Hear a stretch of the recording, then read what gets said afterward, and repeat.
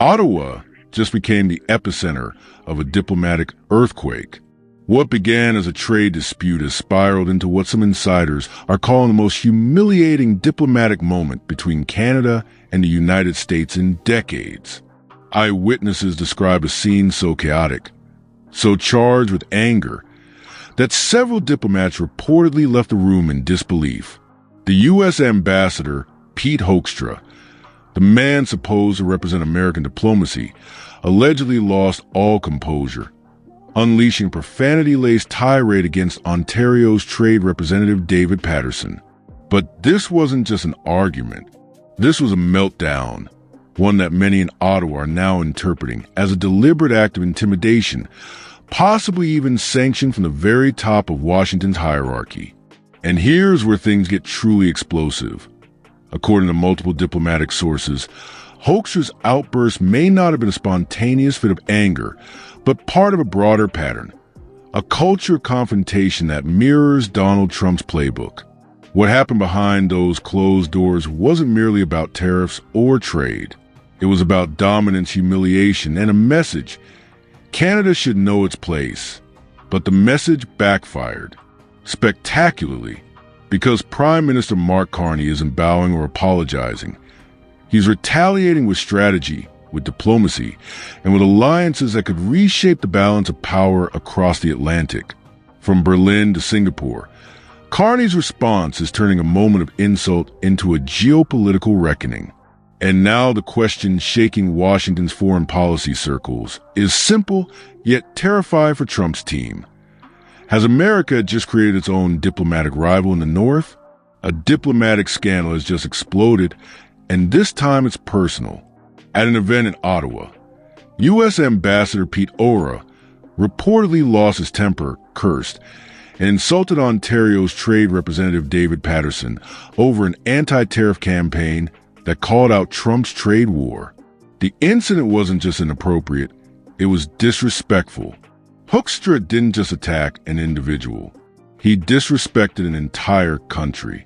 And for Canada, this moment has become symbolic. The latest and clearest sign that the Trump administration's hostility toward Canada is no accident. It's part of a pattern, a culture regression that starts at the top. But what's different now is how Prime Minister Mark Carney is choosing to deal with it, because Carney isn't staying quiet. He's turning this insult into action, and the world is noticing. The U.S. ambassador to Canada reportedly lashed out in a big way at Ontario's Trade Representative at an event in Ottawa Monday. Sources tell CTV News there was an unpleasant exchange between Pete Hoekstra and Ontario's Washington Trade Rep David Paterson. The sources say the U.S. ambassador hurled insults and swore over Ontario's anti-tariff ad. Paterson was said to be calm during the tirade. Last week, President Trump abruptly ended trade talks with Canada over the commercial and then imposed that 10% tariff on Canada. Let's call this what it is: a breakdown of diplomacy. Under Donald Trump, the U.S. has abandoned the language of allies and replaced it with a tone of intimidation. Pete Ottaw didn't just lose his cool. He acted out exactly what Trump wants from his envoys: obedience, not diplomacy. His role isn't to represent America. It's to replicate Trump's aggression abroad. This isn't about tariffs anymore. It's about power, personality, and a president who sees diplomacy as a tool for domination. And it's creating chaos in the very partnerships that once anchored North America. Ho's outburst is a symptom of that decay. And it's fueling something Trump didn't expect: a backlash that's uniting other nations against him. With me now is CTB's political commentator Scott Reed. Scott, good morning to you. So, Canada-U.S. relations appear to be at a real low point. What do you make of these reports of Pete Ottaw using exploitives at David Paterson at a public event? No, it's to be expected. It's actually in keeping with Ambassador Hoekstra as a pattern since he took over the office as Chief Diplomat of Canada. I mean, he's been overtly insulting time and time again. And that shouldn't surprise any of us either, because Donald Trump doesn't appoint diplomats in the traditional sense of saying, I want an envoy that can smooth relations, that can work with folks, that can build up a bunch of relationships and back. He doesn't want any of that. He wants someone who will yell and stamp their feet in the same way that he does. So, it's important for Ambassador Oehra to be seen as swearing and cursing and, losing his temper because he wants the President of the United States, his boss, to see that that's how he's conducting himself, because that's what it takes to get approval from the boss in this upside-down, backwards world in which we live now, led by Donald Trump. So, I am disappointed. I think it's deparing in many ways, but it shouldn't surprise any of us. This is how the Trump White House administration, this is how Trump world works. When the U.S. ambassador swears at Canadian officials, the natural question is, how does Canada respond? And Mark Carney has made the answer crystal clear. By expanding Canada's global reach and by moving beyond Trump's shadow, Carney's government isn't simply brushing off Hoekstra's behavior. They're using it as a catalyst to deepen ties with countries that actually want meaningful partnerships. In recent weeks, Carney has held a string of high-level meetings across Asia and Europe, from Malaysia and Singapore to Brussels and Berlin, positioning Canada as the new reliable partner for nations frustrated with Trump's volatility. While Hoekstra is busy alienating allies, Carney is busy replacing them. He's turning diplomatic insults into diplomatic opportunity. And in every meeting, one message keeps resonating. Canada is open for cooperation, even if Washington is close to reason. What Pete Hoekstra may not realize is that his outburst in Ottawa is making Trump's job harder, not easier. Because in Washington, more and more lawmakers are beginning to see that these diplomatic breakdowns have consequences.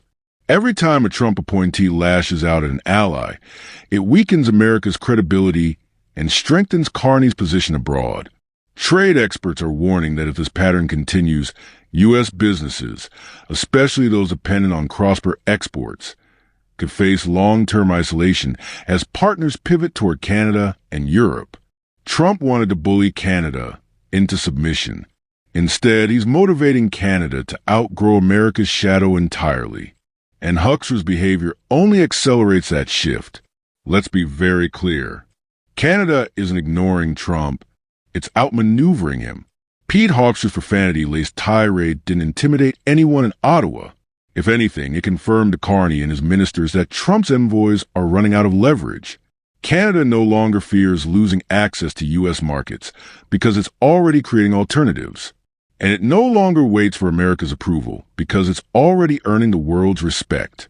Every time Hoekstra or another Trump official behaves like this, it isolates the United States further and strengthens Canada's credibility as a mature, principled power. The real loser in all this isn't Canada. It's Trump's foreign policy. This moment, a U.S. ambassador publicly insulting a Canadian official, may be remembered as a turning point. It marks the moment when Canada stopped being the junior partner and started being the independent force in North American politics. Carney's approach has shifted the entire conversation. Canada is no longer reacting to Trump's behavior. It's reshaping the balance of power around it. For the first time in decades, world leaders aren't asking how to repair relations with Washington. They're asking how to strengthen relations with Ottawa. And that's the story Donald Trump and Pete Hoekstra never saw coming. What began as a diplomatic insult may, in fact, reveal something much deeper. Pete Hoekstra's profanity-laced outburst wasn't just disrespectful. It might have been a moment of pure frustration. Frustration that Mark Carney's strategy is working. Because as Carney builds new alliances across Asia and Europe, as Canada strengthens its trade and diplomatic reach beyond Washington's orbit, it's becoming clear that the old playbook where America dictated and others followed no longer applies. Hoekstra's anger may well be the sound of that realization setting in a recognition inside Trump's circle that Canada's independence is no longer theoretical. It's real, it's visible, and it's gaining momentum. Every new partnership Carney signs, every handshake that bypasses Washington chips away at the illusion of U.S. dominance. And that's what truly stings. So yes, Hoekstra lashed out. But in doing so, he may have confirmed exactly what Carney's been quietly proving, that the more America shouts, the more the world listens to Canada. In this new geopolitical reality, it's not Trump dictating the tone. It's Carney defining the future. Something is shifting, and the world can feel it. What began as an alleged outburst in an Ottawa ballroom now echoes through foreign ministries across the globe. Diplomats are whispering that this may be more than a scandal. It may be the moment the balance of power in North America truly began to tilt. The United States, once the unchallenged voice of Western leadership, suddenly looks rattled, insecure, even threatened by a Canada that refuses to be bullied. Behind closed doors, some in Washington are reportedly furious, not just at Pete Hoekstra's behavior, but at what it symbolizes, a crumbling grip on its closest ally. Because if even Canada begins charting its own path, who's next? Germany? Japan? The old order built on American dominance seems to be cracking, and the cracks are widening fast. In the corridors of Brussels, Berlin, and Singapore, Carney's calm diplomacy is being compared to something far larger, a quiet revolution in global alignment. Canada, once dismissed as America's polite neighbor, is suddenly being described as the voice of reason in an era of rage. And the more Washington lashes out, the more the world leans in to listen to Ottawa. Maybe that's why Hoekstra's alleged tirade struck such a nerve. It wasn't just a loss of temper. It was a loss of control, a moment that may go down as the instant Washington realized that intimidation no longer works on its allies. Because the more the Trump administration shouts, the smaller it sounds. And the more Canada stands firm, the louder its influence grows. So perhaps this isn't just a diplomatic scandal. Perhaps it's a warning that the age of American intimidation is fading and a new chapter in global diplomacy is being written in Canada's handwriting. And if that's true, then what happened in Ottawa was an embarrassment. It was a signal that the world is changing, alliances are evolving, and for the first time in modern history, Washington might not be the one calling the shots.